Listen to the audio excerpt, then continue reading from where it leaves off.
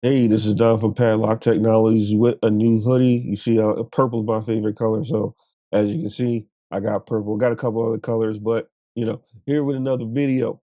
So, we're going to talk about 6 VPE.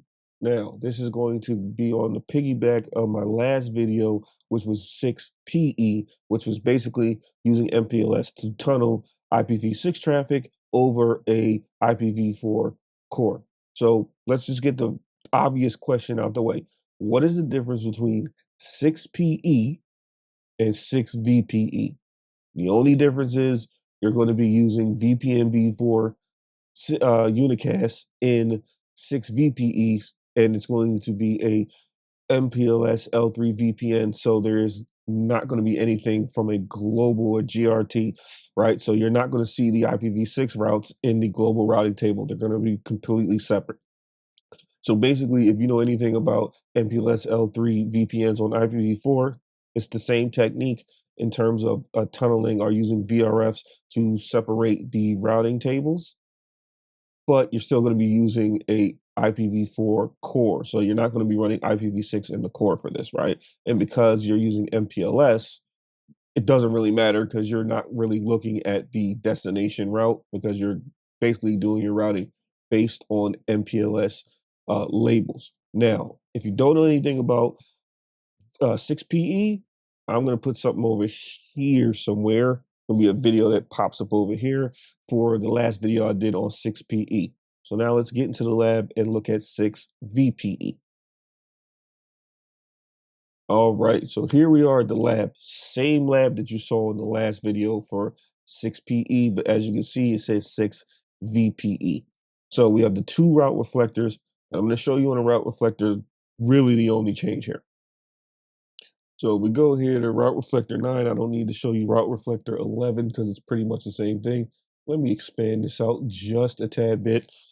And I'm using OSPF as the IGP. Last time I did ISIS, and I'm going to show you like in ISIS where I just advertised the loopback. So advertise passive only, and then I made the passive interface for the loopback. What I did was prefix suppression, which is pretty much the same thing, right? So first, let's look at the from a IGP perspective. So let's just look at OSPF. So run the router OSPF.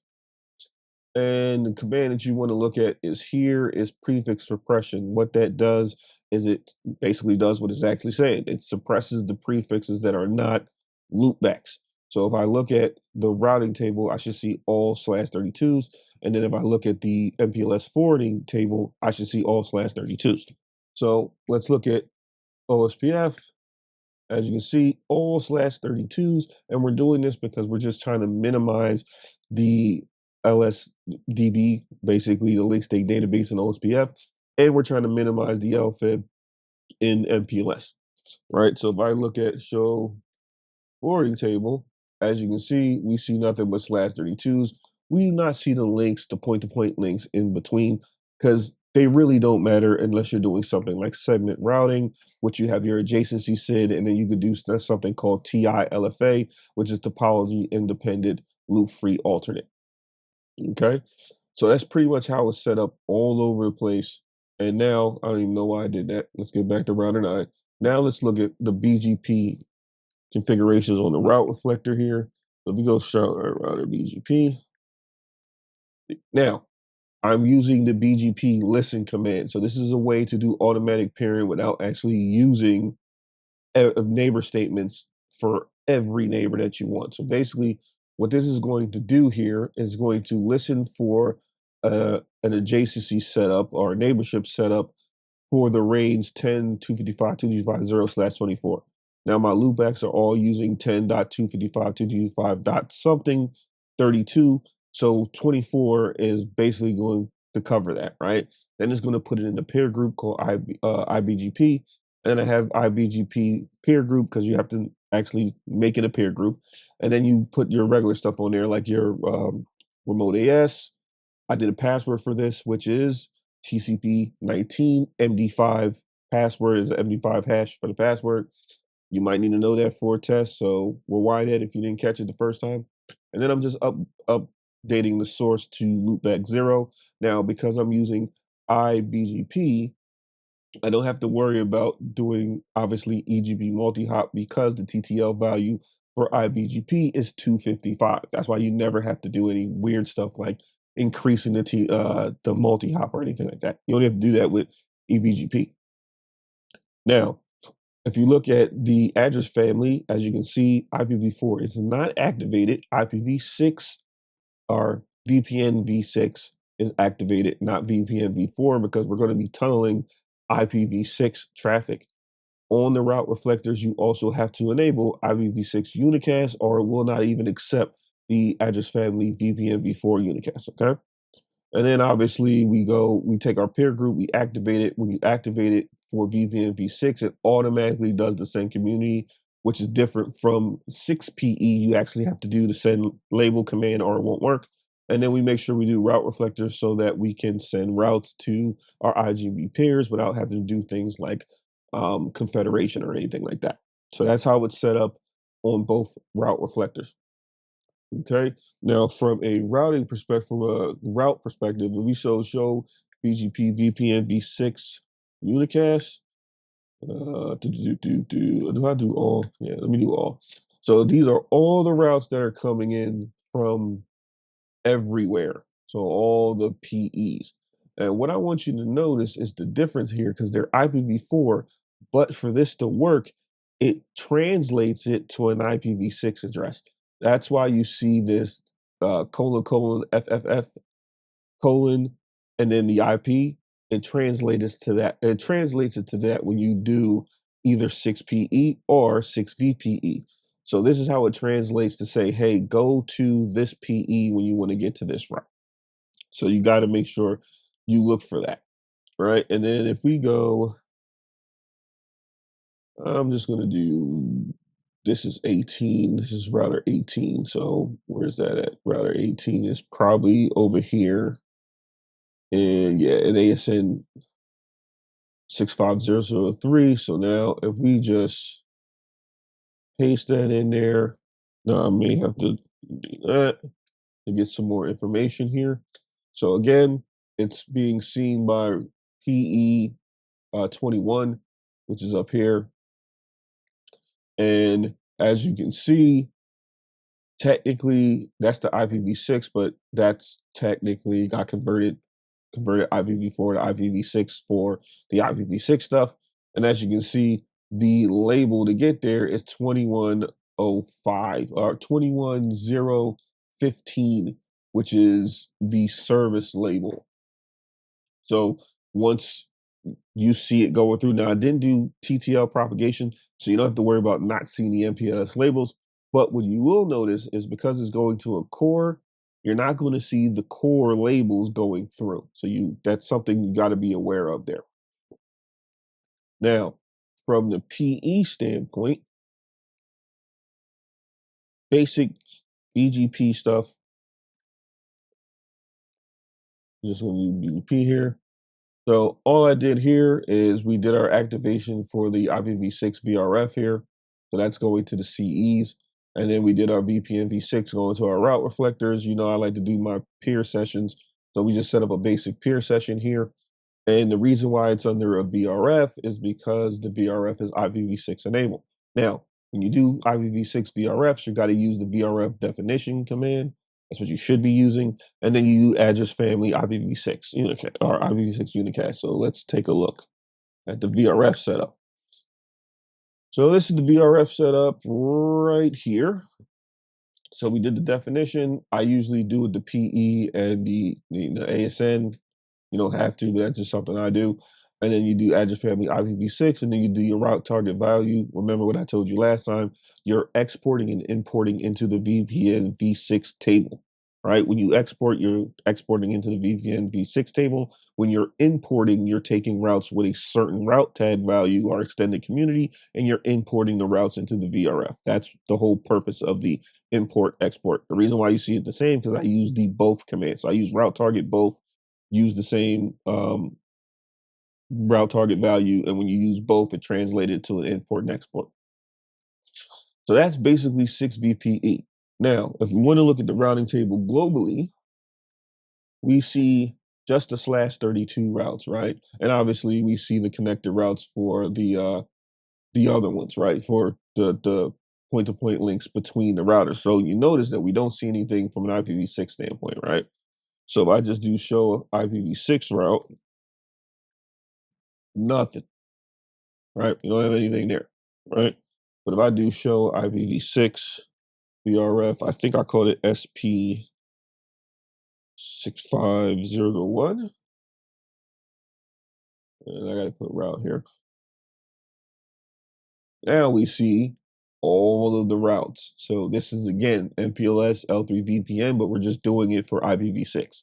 Now, another quiz question that may get asked: What is how many bytes is a VPN v6 route? Right, a VPN v6 route is 192 bytes. Okay, because the RD value is 64, and then the /32 is 128. You add 128 to 64, you get 192. When you go to IPv4, you have 64 plus 32, which makes it, come on, do the math. Come on, roughly around 92 bytes. I may be off. I may be off too about that, or 96. Sorry, I could have been way off because I just said 64 plus 32 is 96. So that may be a question on a quiz. So rewind that if you didn't catch that the first time. So now that we know from a BGP perspective, we have those routes coming in from the VPN v6 table. If I go to one of these, so let's say R7, and I just do show BGP, VPN v6 unicast, we see all the routes. All right. Now on here, I am doing I'm doing a AS override on the PE side so that routes in the same ASN will accept the routes. And if you don't know the difference between allow ASN and AS override, you do AS override, the PE will just add its ASN to whatever how many the length is, right? So you can accept an inbound. Allow ASN will just say, hey, if I see my AS from a CE standpoint, I'm allowed to accept the route. As you know, loop prevention mechanism of BGP, if I see my ASN in it, in the AS path, I will just drop the route. I won't accept the route, right? Because it looks like a loop. What you're doing is you're basically hacking that mechanism to say, even if I see my AS number in the AS path, accept the route. If you just do AS override on the PE side, you don't have to worry about that because you'll never see your ASN in there because every time you see it, it will just override it with the service provider's ASN. So now that that's all done, what we're going to do is we're going to do a ping test. What do I want to pick here? We're going to ping from 7 to 17. So we're going to ping to this table here, or that loop back there. So ping IPv6. I literally just had it. There it is. Paste that in. We'll source it from my loopback. Am I tripping here? Oh, wait a minute. Wait a minute. So the first thing we need to do, E6,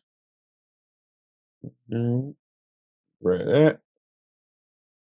And now we should be able to source it from the loopy. And as you see, went in perfectly fine, right? So that tells you that I'm actually tunneling traffic through a MPLS L3 VPN over a IPv4 core. Remember, the only purpose of doing it this way versus 6PE is you want to hide that your customer traffic from your GRT, which is your global routing table. That's what you would do. Most people won't do 6PE if they have the MPLS stuff set up already. They'll just do, VRFs and do this way, which is 6VPE, because they want to hide their customer routes from their global routing table. You don't want to mix and match that stuff up. Now, from a trace route perspective, excuse me, from a trace route perspective, and hopefully you don't have headphones on when I just did that. And we go here and we trace route. Now remember, I did not negate the TTL decrement, so we should see some labels. But I want to show you what it looks like. Now there is no source here, so we're just going to do that. Now, as you can see, it goes to router 12, and then you see that right there. It's going now to, if we look at this path, it is going directly on this link here, G2. And then PHP process basically happens because it's damn near connected to the same thing. So PHP process happens. So here's the label that you got. You got the transport label and the VPN label. So the transport label is 216. So you know that's router 2 because that's what it's sent over. And the service label is 2117. So that's the label that's coming from BGP from the what is this? Router 21. Obviously, because I this is why you need to make your label ranges match the router number, because it's easy for me to see, oh, 21017, that's coming from router 21 from a service label standpoint. If you just use the default, it is just 16, you don't know where that router's coming from. Now, don't do that in the lab, because if you change the MPLS labels, automatic fail. That's actually how I failed the CCIE exam the first time. I went near changing labels and all that, and I knew I was done when I went back. So don't do that in the lab. Do it in real life, but not in the lab.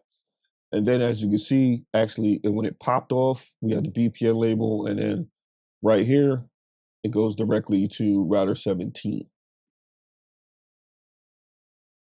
All right, so from here, if you wanted to look at the label, let me first do show MPLS forwarding table. Let's see what we got here. All right, so we got that in there.